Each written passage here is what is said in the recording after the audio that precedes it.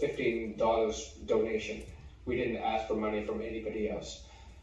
So when it comes to these districts where the 25 and the 26 years old got the seat, it's two things. Paying it forward, imagining when we were young. You have to empower them with opportunities and empower them with skills. Usually it's one or the other. Like you give them the opportunity and you throw them into a pack of wolves without teaching them the skills that is necessary.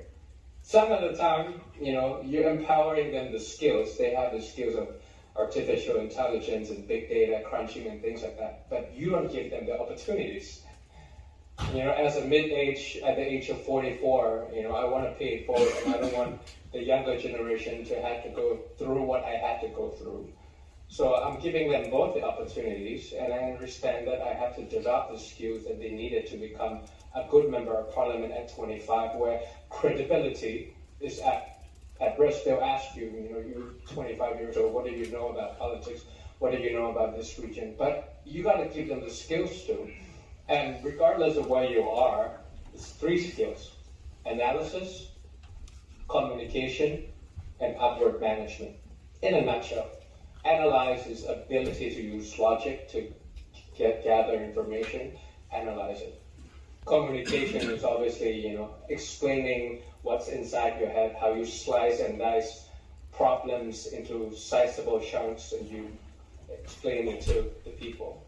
And then the last one is upward management, which is the skill. How do you have a constructive, candid conversation with people who are older than you or from a different group? It's a skill, it's like a muscle. You got to really teach them and learn from one another of how we can have this kind of things. Because if you don't do upward management, especially in Asia, where seniority is a thing, then no matter how good you are at analysis, no matter how good you are at communication, you're not going to be able to obtain your seat at the table where discussions go. So these skills are important when you give them the opportunities, and that's how they will prosper. Thank you so much, Peter. Before we get the final thoughts from the panelists, the remaining three panelists, I would want to ask whether we have a question or two from the audience. Yeah, we have one question there. Can go ahead. Hi, my question is for Peter. So the Move Forward Party not only won young voters, but also won in districts with military people and also senior citizens. So how do we create an electoral narrative that energizes young people to vote, but also appeals to the general population?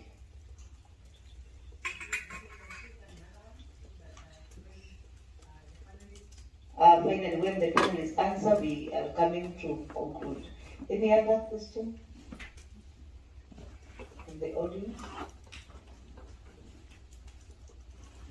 If there's none, I will ask Peter to answer that question, then we have the final thoughts from the panelists. I think I already answered. It's precision politics and hyperlocal. So we want the oldest district, average age of 78, very old. We understand that for them is pension, for them is universal design so that they can continue their lives. We understand that they are looking for help on care economy, on how they can go to the hospital easier. So that's what we propose, and that's why the candidate is trained to tackle the pain point of people at the average age of 78. And then if you go to Phuket, down south, that's where the average age is 42.